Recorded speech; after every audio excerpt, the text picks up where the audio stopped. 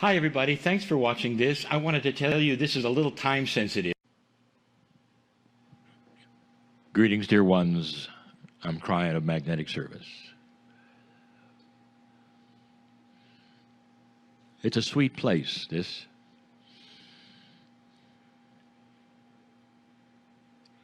The message is a continuation of the messages we have given so far in this which is called the Monument Valley Tour. It's message number 6. It's given on February 14 in your year of 2019, which according to your culture and your custom is Love Day. The message today would be no different than any other about love, except that it's more appropriate than ever.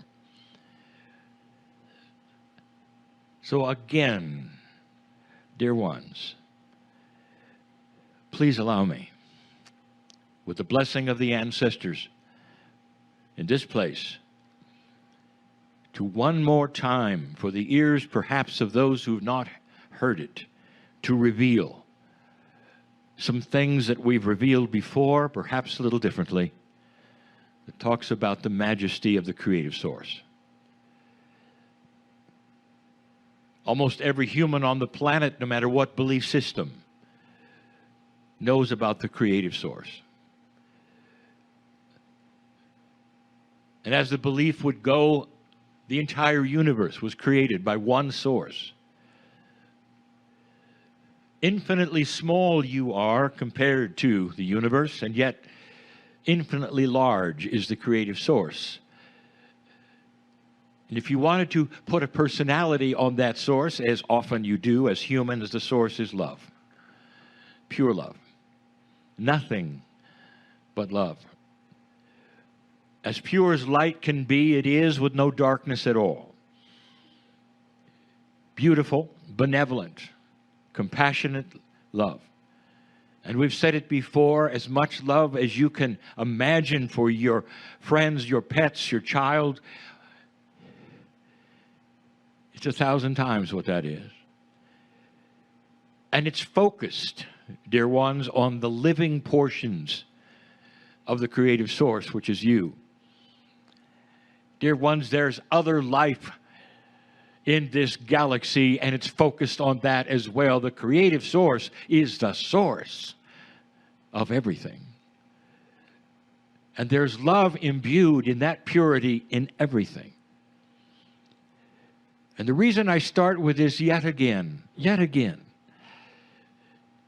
is to let you know that you, dear ones, have created this veil that you look through to that love.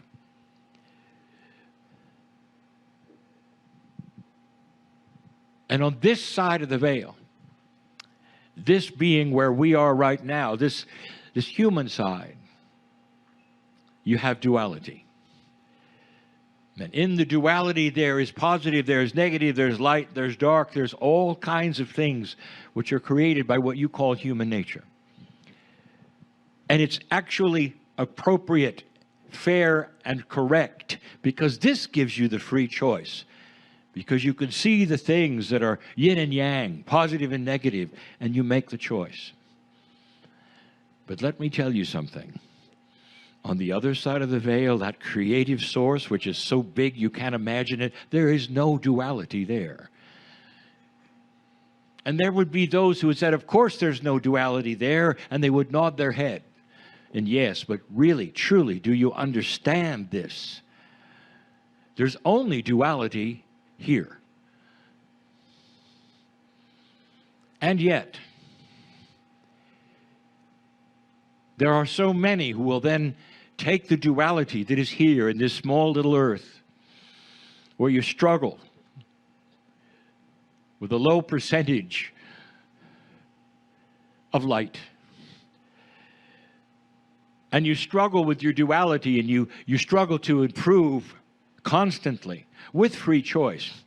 But you take that struggle and you place it upon what you believe is on the other side of the veil. And you have made God then dysfunctional at the core.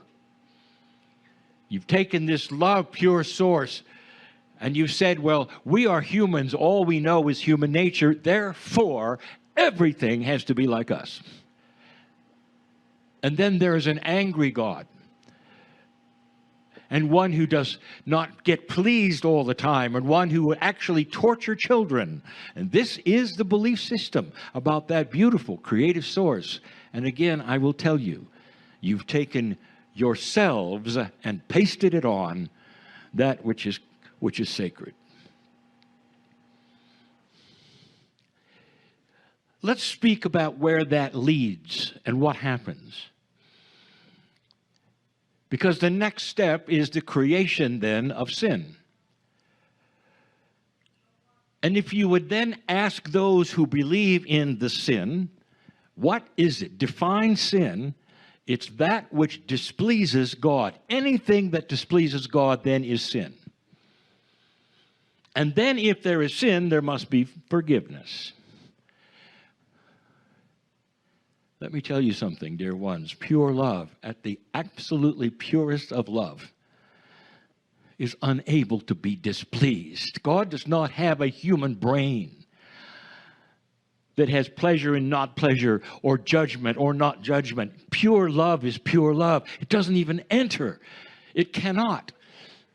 It's like taking the purest light you could ever imagine and trying to throw mud at it and thinking it'll stick like it sticks on you.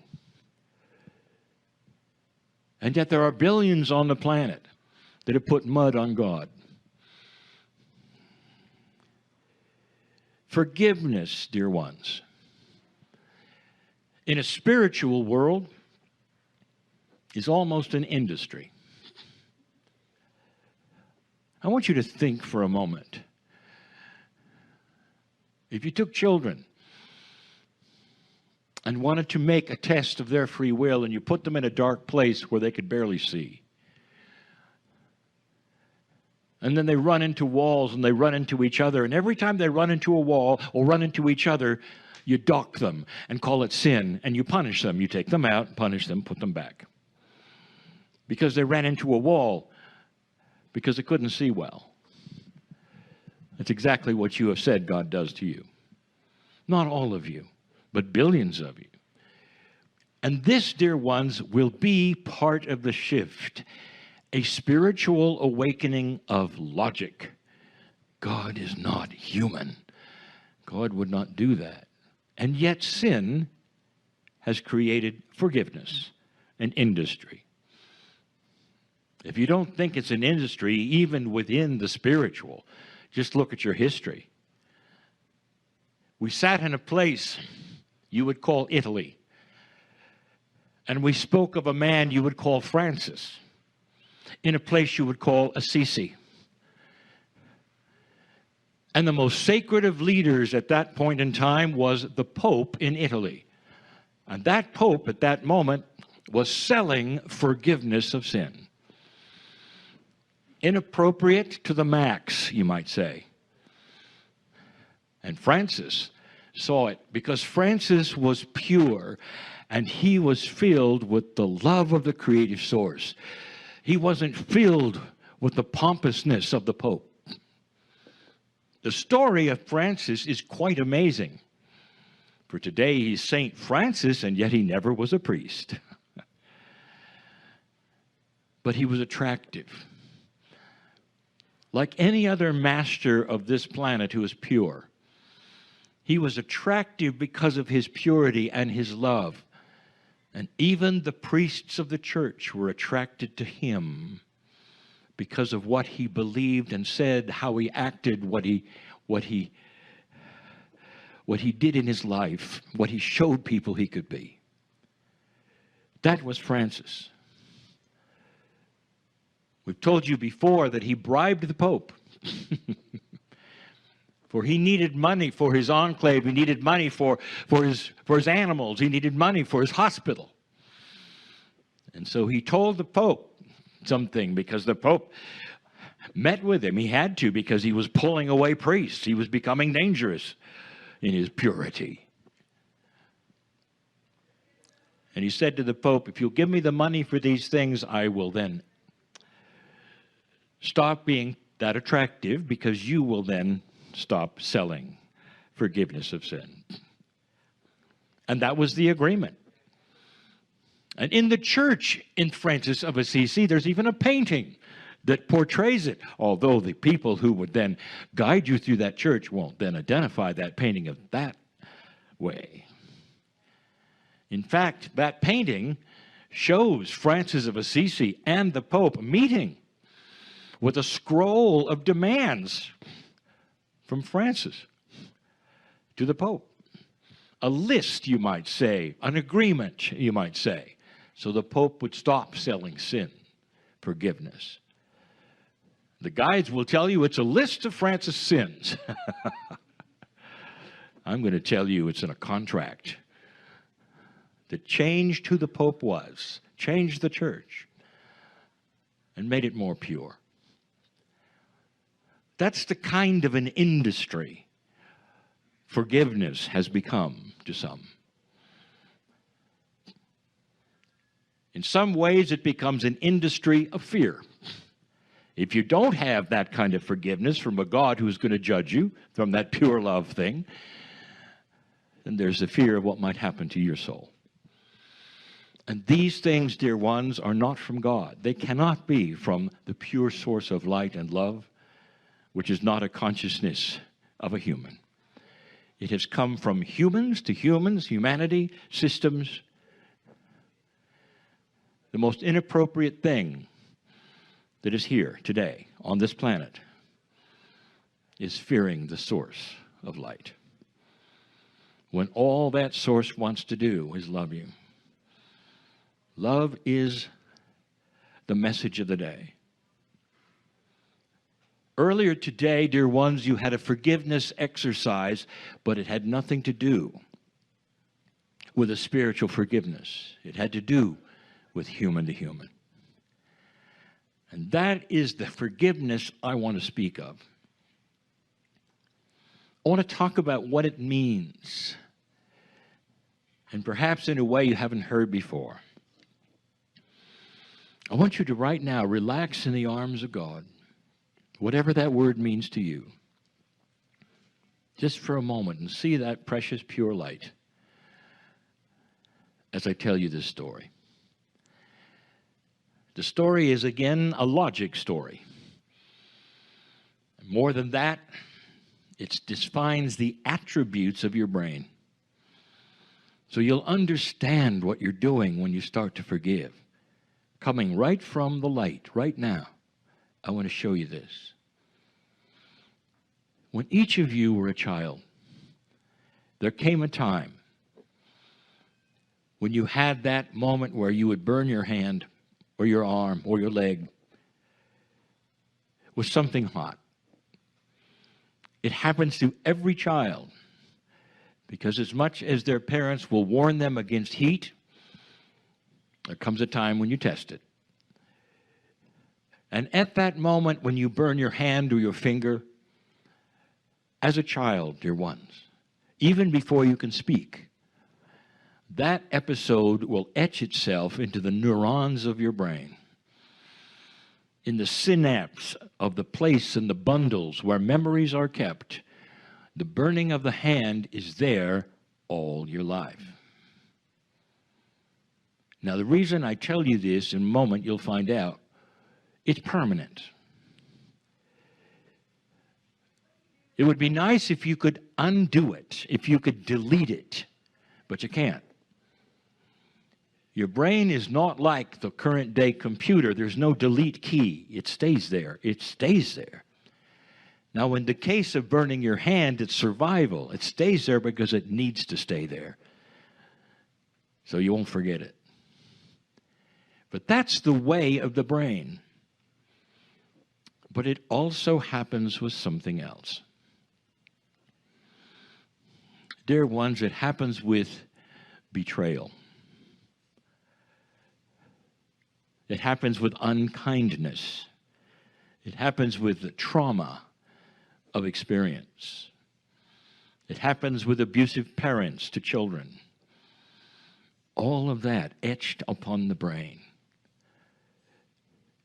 And the time perhaps even when you're an adult, when you have betrayal, when you have these kinds of things, it etches itself in the same place where you burned your hand. And in those places, it stays, and you can't undo it. And so today, you went through an exercise where you might have written some of those things down, and it might have been difficult to even write them. Because these are the things you want to forget. Because to remember them brings up all the feelings again, just like burning your hand. And all of those feelings will come to a head, and there will be tears, and there will be uncomfortableness and sorrow. And so most of you stay away from those things, but all of you have them to some degree, more than others for some. And you wrote them down, which was difficult, and you burned them in a significant ceremony to say, they're gone. This is how I see it. They're gone. But I just told you they're not. But your ceremony is telling your brain that they are. Let me tell you what you did today, and anyone else listening, and the parables I've given in the past about what a Lemurian woman would do as she burns the leaf that she has etched on these things into the volcano fire. Because I've even channeled before that this is an appropriate thing to do, as you did today. So let me give you a vision of how you take something in your brain that is forever until your last breath, just like burning your hand, and instead you transform it. Whatever that was that you wrote on the piece of paper, or for those listening who didn't do the exercise, whatever it is that you could think of that is the betrayal of the thing that eats at you at night when you sleep or doesn't let you sleep, the thing that can't forget because it was so awful to you, so uncomfortable, so sorrowful to you, whatever it is, even if it's a memory where you're asking forgiveness of yourself because you keep bringing it up and beating yourself like a little whip with it, it's still there. So I want you to have this vision of what really might be happening in your brain, what you do. And it has to do with the power of compassion and love. In the yin and yang scenario, in the black and white scenario, of all the things that a human being can do, one of the most beautiful things is this. You have a piece of the creative source in you that is multidimensional and goes beyond that which any human being could do by themselves, and it's called the higher self.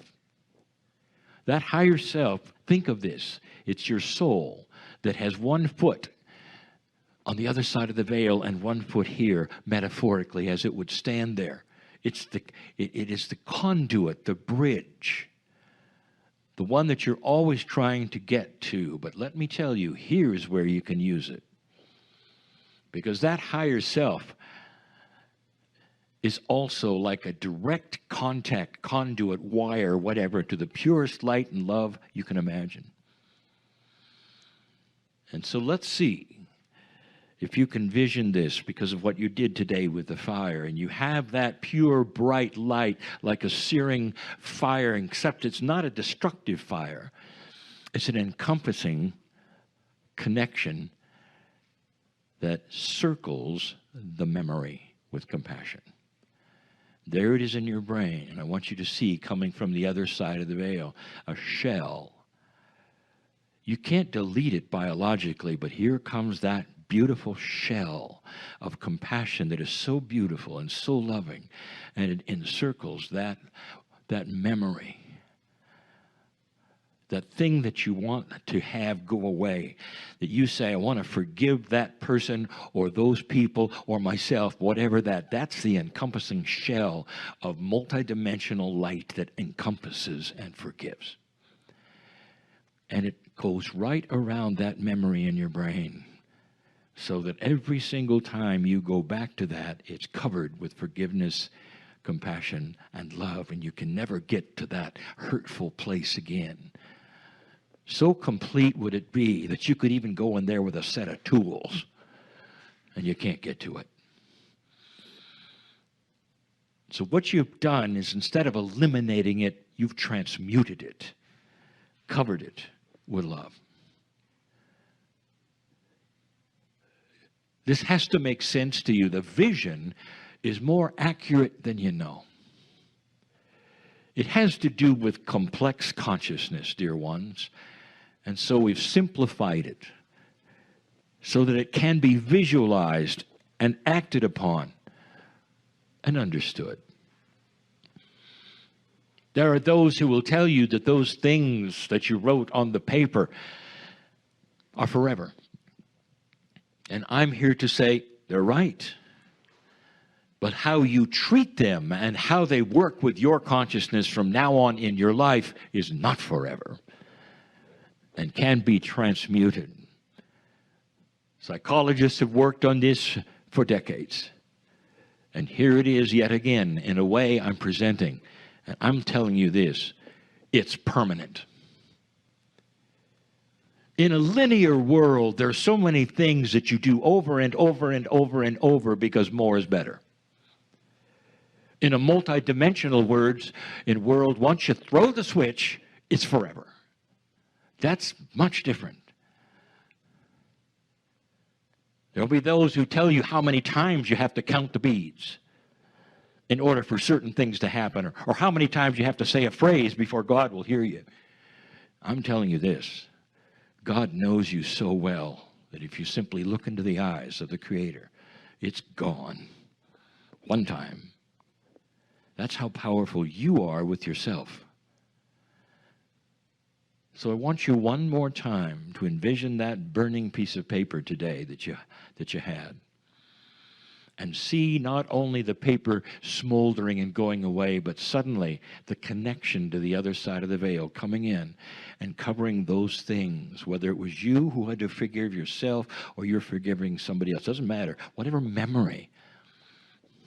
There's somebody in the audience needs to hear this because there was the death of a child. And that is something profound, Mom. You're never going to forget that. And it's so sorrowful. You start putting that together, where you put that compassion, and then you start having all of these revelations. And the revelation is that the soul of the child is still here smiling and saying, thanks, Mom. I never wanted to etch something in there like that. I want you to listen. Only wanted love, only wanted love, only wanted love.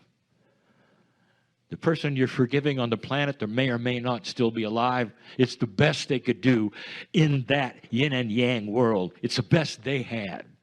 And it wasn't good enough for you. And it etched something in your brain. Today you cover it with that compassion from the source and the light. So you can't get to it anymore. And suddenly you start to breathe easier and saying, it's like I just dropped a big suitcase of lead. That I'm free. It's almost like I can float now. Because I don't have to take that anymore. I don't have to bring that around, and I don't have to drag it like an anchor. Because you've covered it with compassion. This is as good as it gets, dear ones, for a human being to be balanced. You can't carry these things and call yourself a balanced human being. Because you're out of balance. You're always dragging something around. And so this is how it's done. And it shouldn't surprise you on this Valentine's Day that I would yet again tell you about the incredible love that is on the other side of the veil for you.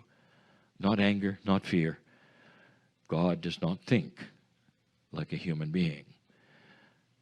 God, the creative source, if you can even say think, has no thoughts except, if you had to say what is a thinking God, it is one who projects, propels, and throws light and love and compassion as best can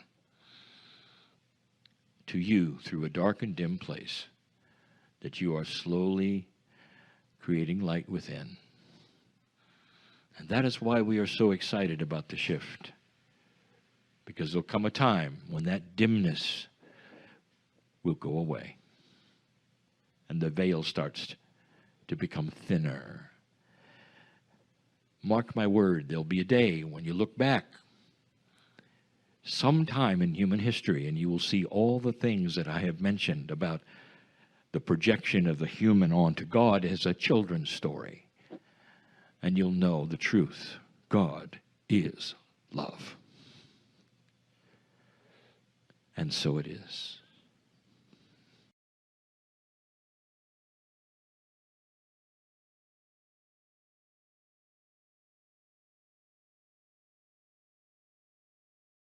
Hi, everybody. Thanks for watching this. I wanted to tell you this is a little time sensitive.